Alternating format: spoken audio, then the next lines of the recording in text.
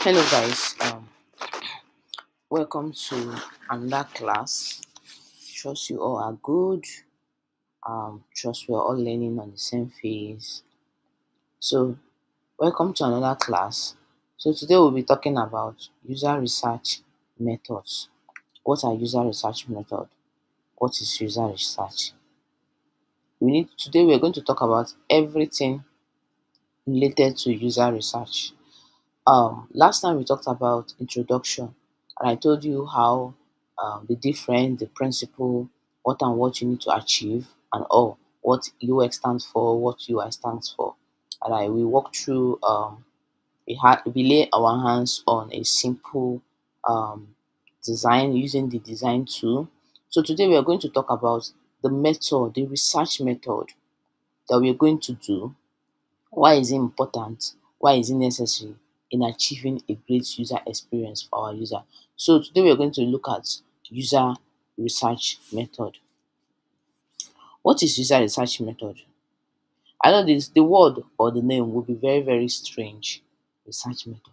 Is there anything like a research method? So I know so today we're going to talk about what is user research.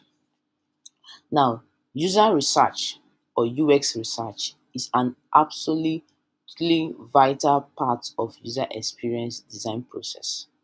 User experience research is the systematic investigation of your users in order to gather insights that will inform the design process. Now you've actually understand a little bit of user research or UX research. So it's either you can call it user research or UX research. Okay, anyone is fine. So you can call it user research or you can call it UX research. Anyone is fine. Now, user experience research is a systematic investigation. You need to actually investigate a lot about your user in order to gather information from them that will inform you or that will guide you during the design process. So that is what user research in a layman's language actually means. Okay? So a UX research method is a way of generating insight about your users, their behaviors, their motivations, their needs. You can just use method like user interview, surveys, focus groups, card sorting, usability testing to identify your users' challenges and turn them into opportunity to inform users' experience. Do you understand? Now, this is what it actually means. Now, it's just like a method that you're guiding. Okay, now like during our last class, I was making an example of where I say someone wants to actually create a savings app. You cannot just open because you know your way around the design tool. You just open the design tool and start creating the necessary or the important or the pages or the screens. There are method just like last time when I was telling you that if you're laying a foundation of a house, these are the things that needs to be done. You need to carry out you need to call surveyors for them to survey the land, know how the positioning of the house. Then you call your architecture. Your architecture will now lay the house mapping. So all those things are something as a method when you're trying to build a house. Okay, then before you get down to the roofing, to the plastering of the house, to adding your tiles, adding your pen. So adding your tiles, adding your pens, and adding the wardrobe, the toilet seats, the bathroom top, the wash tub, all of them. So all those things are the UI parts when it comes to building a house. But those foundation, laying, calling the survey to survey the land for you, mapping the positioning of the house and all. So those things, those research are being done by those people. So those are the research that are done when trying to build a house. So also it applies to creating a product. Okay. So those nice interface you normally see out there are some set research that are being done. Okay, where you know say I need to understand my users. Why am I actually creating this fintech app? Why am I creating this loan app for this particular user? And I want them to achieve a goal. You get there is a problem already that I'm trying to solve for them to achieve a goal. So we can use method like user interview where you get one-on-one call with your user. virtually or physically. That is where our tool, Google Meet, comes in place. Surveys, that is where our Google form comes in play, where you have to ask question and put the form out there for people to help you fill. Okay, and at the end of the day, you will see the results. You will see people this result data and survey. That is survey. Focus group, where you have to ask a particular group of people one question and you get an answer. Card sorting, where you have to play your card and sort out the highest or lowest answers. Usability testing. So when you are done with all this, creating a little creating an idea, you just put the wireframe link out there for people to actually test, or even lay out those sketch for people to look at what you've actually done, for them to say, okay, let's test this thing this way and see if it actually identify their challenges, and if these challenges actually will be turned into opportunity for them to have a nice experience when using the application. Okay, this is topically done at the start of a project. Just like we see in our last class, I told you that yes, a lot of people are very good with creating a design without research, but when we get to the final phase, when we want to test those prototype or test the interaction of those products, we'll find out that a lot of things will not be right. Get a lot of things will not be right based on user experience. A lot of things will not be right. Some things will be missing. Some things will actually not flow well. Okay, so all this research are something that needs to be done at the early stage, like at the beginning, before you can say, oh, Angela Thomas, I want you to create a fintech. The first thing you need to do is user research. That is the first thing that needs to be done before you can even get down into creating interfaces for that project. Okay, but also extremely valuable throughout. So all those things are valuable throughout. It encompasses the different type of research methodology, to gather both quantitative and qualitative data in relation to your product. Now, what are the type of user research? Now, there's a type of research method. It's not just one type. There's a type. It's either you go with type A or you go with type B. So now we're going to look at types of user method. Now, the first one we have is qualitative UX research. Qualitative UX research. What is qualitative UX research or user research? One, sorry, definition: it is the process of collecting and analyzing non-numerical data in the form of opinion, comments, behaviors, feelings or motivation. When you're gathering, when you ask a question and then you get it in form of in written words, in comments, in opinion, in behavior, in feelings. They will explain to you in feelings. You're gathering the data through based on their feelings. When you tell them, oh, have you actually used okay, let's say we have a question like, how do you cope? How do you cope getting a loan from all this loan app? Some of them will tell you, that's the kind of feelings like, they will not say, they will not start explaining. They actually don't give me loan oh. I have to input my BVN, put this before they will not give me a loan. At the end of the day, they will not give me the same amount that I want. So the way I answer this quiz is actually a way of them expressing their feelings. Some of them will say, oh yes, I've actually got it. But the problem is that I have to put all my data, I have to put all my credentials, which I am scared. Some of them will answer it that way. Some of them will answer in a very sad way. Some of them will answer in a very happy way. That is feeling. Some of them, then when they're answering you, those words that are coming out from their mouth, or those comments, those statements, it's actually a comment. Some of them will say, please, when adding all these credentials, is my credentials safe? So instead of me adding my verified ID card, my BVN, my account number, why not we add just BVN and leave verified? This is another opinion. This is a form of opinion. So you're just like giving you, oh, instead of adding it this way, let it be this way. Okay? So that is actually what it means. So they're giving you opinion, You're expressing yourself.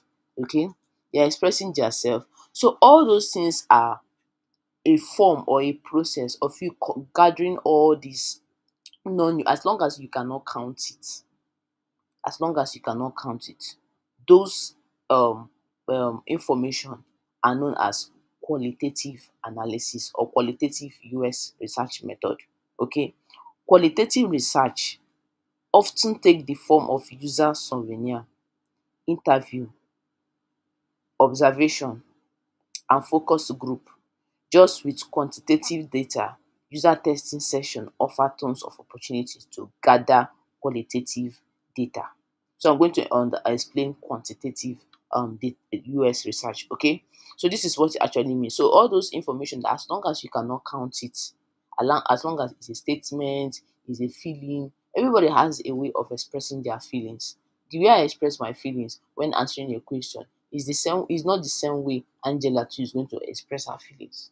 Okay, so as long as you cannot count it, that is the process of um, um, gathering your um, um, gathering your data from your user. Now the next one we have is quantitative UX research. The first one we have is qualitative, where I told you qualitative is gathering your data that you cannot count. Now we have quantitative US research. So it's the process of collecting and analyzing objective, measurable data from different types of user testing. Now we have a question. For example, I told you, what do you, how do you feel, or what do you think, or we say, well, okay, how do you feel when getting loan from other loan app? Now they've expressed it for you.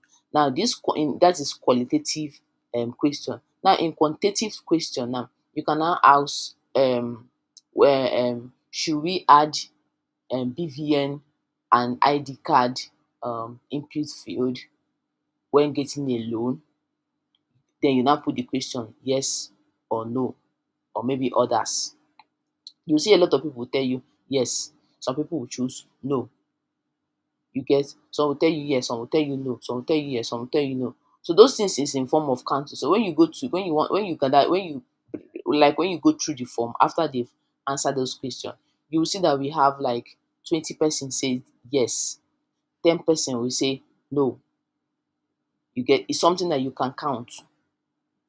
Okay, so all those things something that you can, when you ask a question and you give them the option of A or B, yes or no. So some of them will choose A, some of them will choose yes, some of them will choose no, some of them will choose B. So all those things is something that you can count. As long as as long as it's in counting, as long as it's data that is countable. So it is known as quantitative US research. Quantitative data is almost always numerical and focuses on the statistics, mathematical, and computational analysis of data. As the name suggests, quantitative US research aims to produce results that are quantifiable. Okay, as long as it's something that you can count, that is quantitative US research. But qualitative is something that you cannot count. You can't count feelings because everybody has different ways of expressing their feelings, even if it's almost the same thing. But you will notice that there is difference in expressing feelings. You get, so that is the type of user research that we have: quantitative and qualitative. Also know that quantitative is something you can count, qualitative is something that you cannot count. Okay, if you understand these tips, it will just guide you of how you differentiate or tell the difference between qualitative and quantitative. Now, this is the difference. So in qualitative, we have user interview where you have to sit down and you ask question. So you're asking question not based on giving you the option of A or B. You're asking question for them to, just like you're asking question, for example, what is qualitative? Get, and they're answering it in their way of understanding, the way they understand it. We have a focus group where you gather some people to this group and ask them a general question, and then they start giving you different feedback. Case studies. We all know what is case studies. Okay. Now quantitative, we have web analysis where you have to count those let's say for example people that access this particular web, how many person access and let's say for example Jumia, how many person actually open Jumia app today. Just giving you an instance. You have user survey where you have asked a question. Do you want us to attach user, or do you want us to allow user to input their BVN and identity ID card? Yes or no? You see people will tell you yes or will say no. Same thing with card sorting. You ask a question, and you put an option for them, and then they will choose either A or B. So that is the difference between qualitative and quantitative. Now, what is the benefits of quantitative and qualitative analysis or data? So what is the difference? What are the difference or benefits? Now, gaining both type of insights can provide a comprehensive understanding of research studies. However, if you have already decided you need to know the why versus the what, or vice versa, it may be simpler to choose just one research method. Let's break it down one more time. Now, qualitative is why. Now, you're asking that question, why? Why is it like this? This person will tell you this definition like this. This person will tell you this definition like this. Okay? Nobody is going to tell you um, um, just yes or no. No, that's not how qualitative data work. Okay. Now, one, give content to behavior, motivation, attitude through open-ended feedback. This is where the user is going to express his or herself through motivation, through behavior, through feelings. Okay. Now, captures more subjective insights like feelings, opinion, and unique perspective. Okay, so this is how qualitative data works. Next one is enable the discovering of more like company culture and unmet needs. Now, allowing new ideas and teams to merge from participants. So this is like how do I explain this? So um this is like you one-on-one talk with your user, and then they are expressing themselves through a question. Why? You get, as long as it's not, remember I said qualitative is not something that you can count. So they can express themselves through feelings, through behavior. They can even give you opinion. They can give you opinion. Okay, do this like this. Don't do it like this.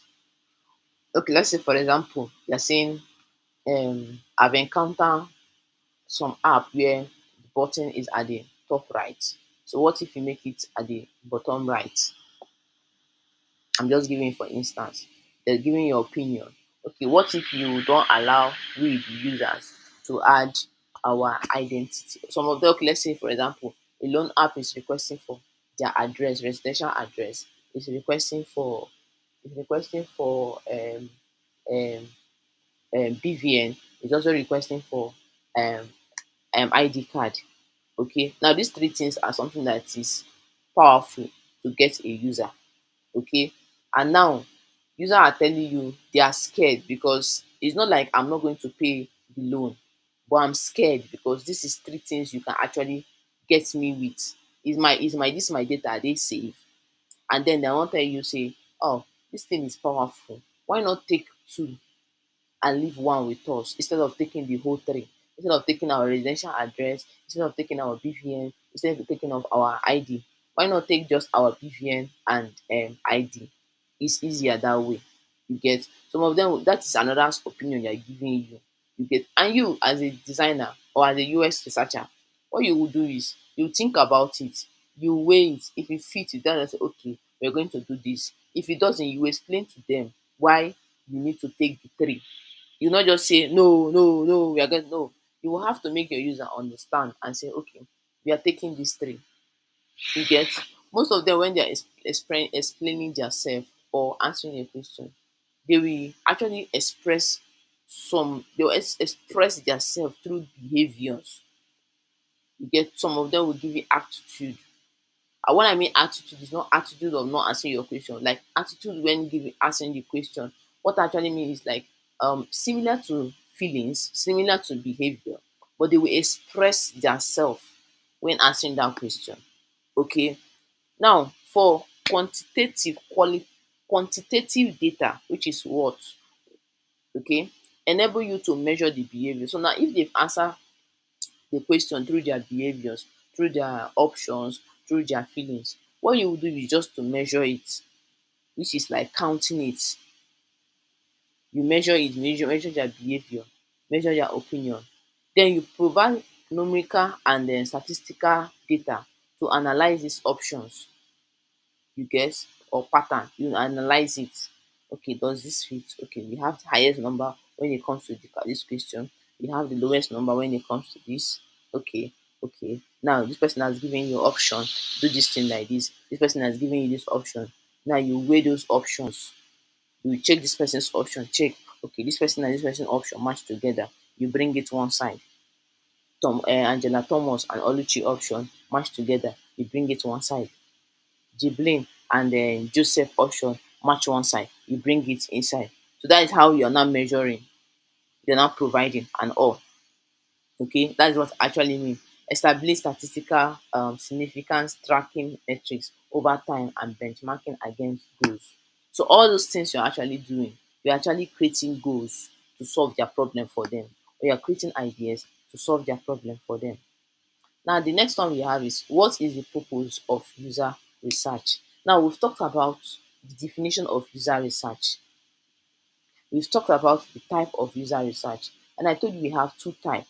We have the quantitative and qualitative user research method. Okay. Now, next we want to talk is the purpose of user research. What is the purpose?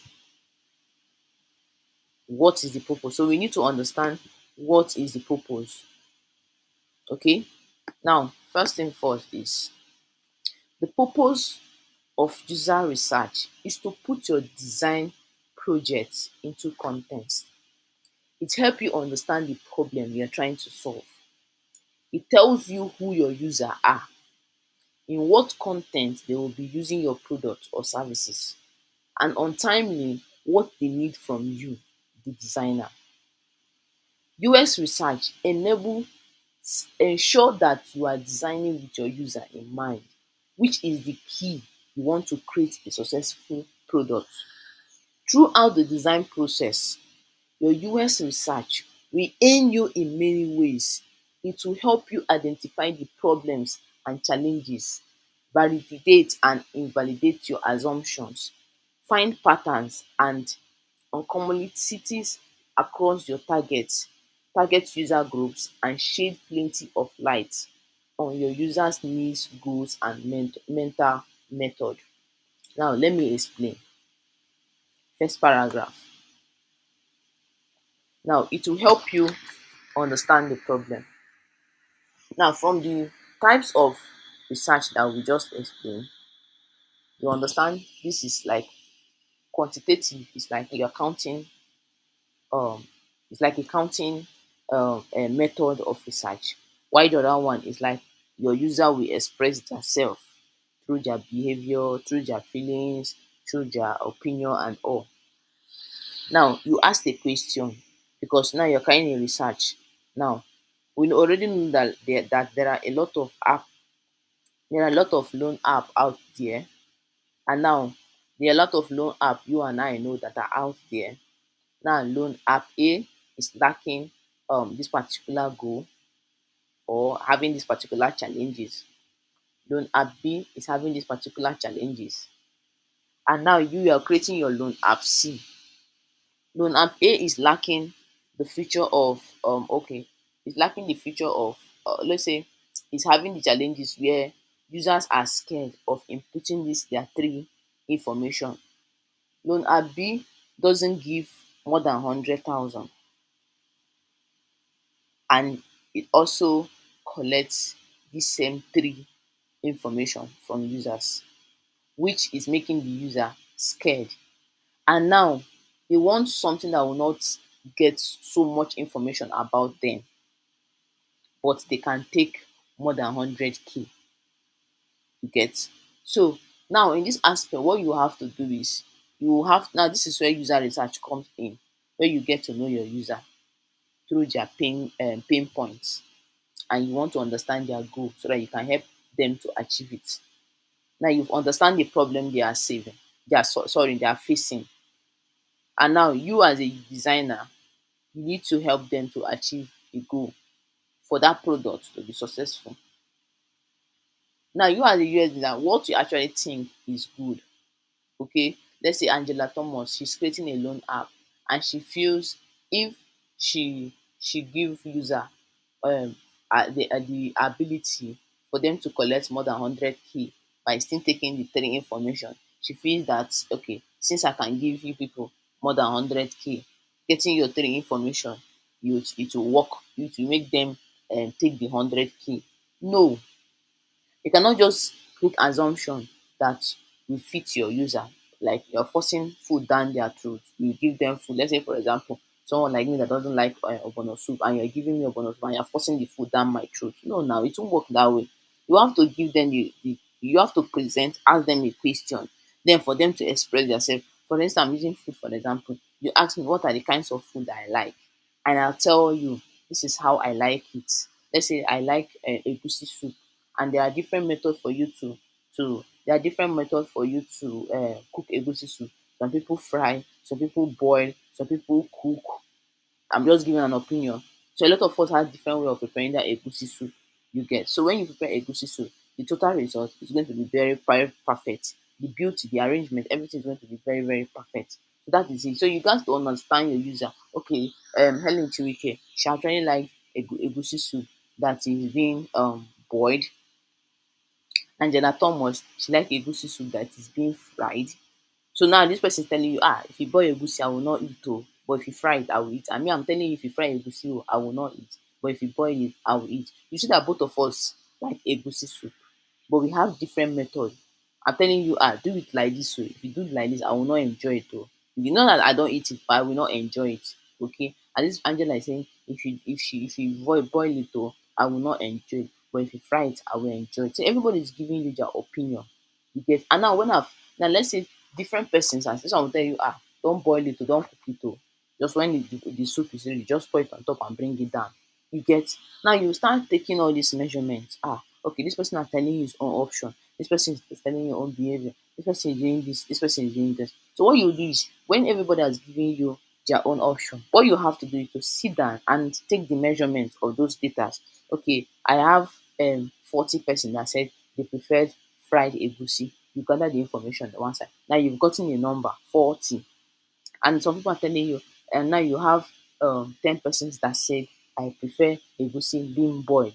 You have 10 persons. So all those things is something that you need to understand. Now through the design process, your user research will aid you in many ways. You will understand that there are different users out there. It will help you identify the problem and challenges, even your assumption.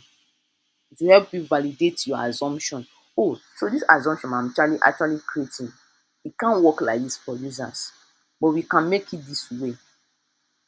It will help you find patterns, okay, and it will help you. It will shed plenty light of your user goals and needs. So understanding this is the main purpose of user research, just to put everything in place, just to help you ease stress, just to help you understand your user and give them a very good experience. And then you can create, then that is the way that you can create a successful product. Now, why is it so important? If you've known the purpose, you've known the definition, you've known the type, we will talk about why is it so important. Now let's find out. Why is it so important to conduct user research? If you actually understand the purpose of it, then we will know why is it so important. If you actually understand the purpose, then you understand why is it important. Now let's find out. Without research, you are essentially basing your designs on assumption. Now, I believe this thing has stick or hit something on your head. Now, during our introduction to design, I made a comment that said UX, UI cannot exist without UX. Now, you see that without user research, you are just essentially basing your designs on assumption. And now, you cannot just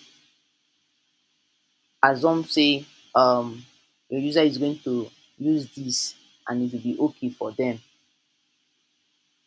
Don't know if something actually blend in together. If you don't take the time to engage with real users, it is virtually impossible to know what needs and pain points your design should address. I don't know if this thing is actually making clear to somebody. Now, here is why conducting user research is absolutely crucial. User research help you to design better products. That is it. It help you design a better product. Now, for some of us, we say, don't worry, you can do UI. Oga, don't worry, I will do it for you. And then you open, because you know your way around Figma, you just open the tool. And then you start creating splash screen, start creating onboarding. You create onboarding 1, onboarding 2, onboarding 3. You move to get started or a welcome screen. You click on sign up page. Then you design the login page. You design the OTP. You design all the authentication screen where they have to input their password, create password in case they forgot password, retrieve or revive password and all. Then you move to the home page. You move to this and you're then designing. Now, if you don't understand the principles of UX, you start having a lot of problem. And when this product has been implemented or being coded, and then you open the product, your user open the product and find out, why is this thing so frustrated? Why am I being so frustrated? I just want to register and get a loan. Why is he asking all this? Why are they playing music for me? Why are they playing ad video? Your user will not come back. At the end of the day, the product will just be abandoned. Nobody will use it. Who is going to lose? You're going to lose. Okay? So user research help you to design better products. They help you design a better product. Now, next one we have is user research saves times and money. Now, let me explain something. Now, you didn't work with user research, and now you've actually create this product. You pay the designer, you pay the developer, you pay you make some payments for app store for it to be, if it's an application, you make some payment for it to be on app store and Google store. Now users are now frustrated when using this app. Why am I being frustrated when using this app? Why is this app when I click here is not working? Why is this button? Why am I always looking for get started button? Why isn't that it's on the next screen that I'll have to see one button on one screen? Now you've done all these things and now you went back. And now time has been spent there, money has been spent, and now you now went back and say, okay, let me do user research. And then you start going on user research. You now have to pay again. And another time you now have to spend another time. And you now got it right. You've seen that you've wasted time and money at the first stage, at the old parts, when you are creating that product. You see that you've wasted time, you've wasted money, you've wasted resources. Okay, now this is why it is actually important for you to just save time and your money. Now, user research can be done on a budget. Now, um, let's say I have so budget. I have let's say I have the least budget. Okay, and I don't have strength for getting all these particular resources for my research. I'm not saying that you have to skip quantitative, but I'm not saying you should have to skip qualitative. But I don't have money to gather all this research. Maybe, for example, we need to go to the rural area to ask some questions. So what you're going to do is just, instead of sending 10 persons to go to the rural area to ask a question, you can send one person, and then when you send one person, you can then do it virtually instead of spending transportation, sending 10 person, and then you know that transportation is going to be high. So you can do it virtually. Maybe when you send one person, you can then say, okay, let's have a Google Meet, and then you link the person. Like, let's say you link one designer at the town and one at the rural area. They can just do virtual meeting and ask. I'm just giving you for example. Okay, research can be done on a budget. If you say, oh, I don't have particular money for this, I don't have this particular resources, I don't have 20 resources to share to people. What I have is just 5 resources. You can just do with that 5, and then you will achieve the goal. Okay, all you have to do is to meet your target users, and then you achieve the goal. Do you understand?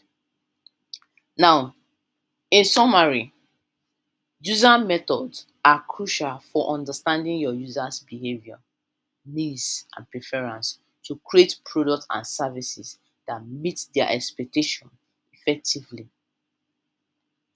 By employing various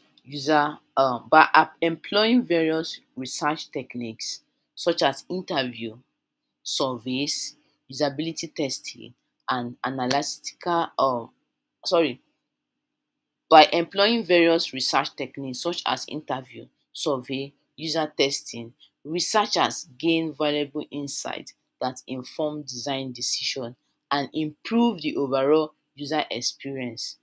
These insights help identify pain points or cover opportunities for innovation, validate design assumptions, and ensure that products are user-friendly and accessible to diverse range of users.